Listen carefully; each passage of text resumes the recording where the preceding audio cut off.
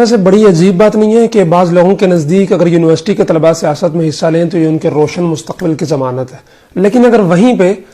اب مدرسے کے اتنی ہی عمر کے طلباء سیاست میں حصہ لیں تو یہ مذہب کارڈ کا استعمال ہے۔ یونیورسٹی کے طلباء اگر دھرنے دیں اور اپنے مطالبات کے لیے جلوس نکالیں اور احتجاج وغیرہ کریں تو یہ ان کے سیاسی شعور کی نشانی ہے، لیکن اگر یہی کام ایک مدرسے کے طلباء کریں تو اس سے ان کی پڑھائی کا حرج ہوتا ہے۔ یونیورسٹی کے طلباء اگر اپنے لیڈر کی بات مانیں اور اپنے بڑوں کی بات مانیں تو ان کے منظم ہونے کی علامت اور ان کے نظم و ضبط کی اور ان کے ایک وہ علامت بنتی ہے، لیکن اگر وہیں پہ مدرسے کے طالب علم اپنے استاد کی آواز پہ لبیک کہیں یا اپنا جو ان کا امیر ہوتا ہے اس کی بات کو مانیں تو ان کے نزدیک جو ہے وہ برین واشنگ بن جاتی ہے۔ یونیورسٹی کے طلباء اگر توڑ پھوڑ کریں، آپس میں لڑ پڑیں، ایک دوسرے کا سر پھاڑ دیں، ایون کہ یونیورسٹی کے اندر قتل بھی ہو جاتے ہیں، تو یہ سب ایک جوانی کا ابال اور خون میں گرمی تسلیم کی جاتی ہے۔ لیکن اگر وہیں پہ مدرسے کے طالب علم آئین کے دائرے میں رہتے ہوئے اپنی جسمانی فٹنس پہ توجہ دیں، کراٹے وغیرہ سیکھنے کی کوشش کریں تو یہ ایک دہشت گردی کو پروموٹ کرنے والے بن جاتے ہیں اور اس سے پاکستان کی سالمیت کو خطرہ ہو جاتا ہے اور پتہ نہیں ایک طوفان بدتمیزی برپا ہو جاتا ہے۔ یونیورسٹی کے طلباء اگر جنسی بے رحمی کا شکار ہوں تو اس کا کوئی تعلق ان کی نصاب سے ہے ہی نہیں، معاشرتی برائیوں کا رونا رویا جاتا ہے اور بس کہا جاتا ہے کہ جی نوجوان ہے، ہو جاتا ہے ایسے۔ لیکن اگر وہیں پہ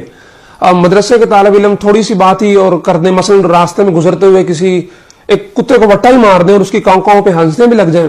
تو کہا جاتا ہے کہ جی یہ تو ان کے نصاب کا حصہ ہے، اس کے اندر پڑھایا جاتا ہے مدرسوں کے اندر کہ جانوروں کے کوئی حقوق نہیں ہوتے، جانوروں کو تنگ کرو وغیرہ وغیرہ۔ یونیورسٹی کے طلباء اگر باہر سے جو ہے وہ یونیورسٹیز کی اور مختلف اداروں کی اور مختلف این جی اوز کی اسکالرشپ حاصل کریں تو یہ ان کے ذہین ہونے کی علامت ہے اور ان کے لیے ایک کمال اور تفاخر کی بات ہوتی ہے۔ لیکن وہیں پہ اگر مدرسے کے طالب علم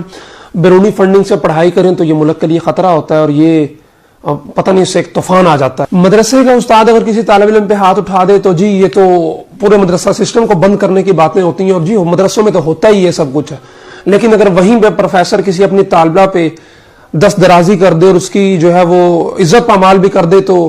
کہا جاتا ہے کہ جی بس وہ پروفیسر ہے، اس کی ذاتی غلطی ہے، تو کیا ہو گیا پھر کیا ہو گیا۔ یونیورسٹی سے پڑھے ہوئے وکلاء، ڈاکٹر، انجینئر اور وکیل جو ہے وہ اپنی حرام کی کمائی سے اور رشوت لے لے کر پوری بلڈنگیں کھڑی کر دیں، کاروبار کھڑے کر لیں تو یہ ان کا جو ہے وہ کمایا ہوا پیسہ ہے۔ لیکن اگر وہیں پہ ایک عالم دین ذاتی بزنس کرنے کے بعد چند لاکھ روپے کما کے ایک چھوٹی سی گاڑی لے لے اور ایک گھر بنا لے تو دین اسلام کو بیچنے والا قرار پاتا ہے۔ اگر آپ بھی ایسا ہی سوچتے ہیں ان دونوں کے تقابل کرنے کے بعد تو آپ کو بہت جلد کسی نفسیاتی معالج سے رجوع کرنے کی ضرورت ہے۔ آپ دماغی طور پر مینٹل ہو چکے ہیں۔ بہت شکریہ۔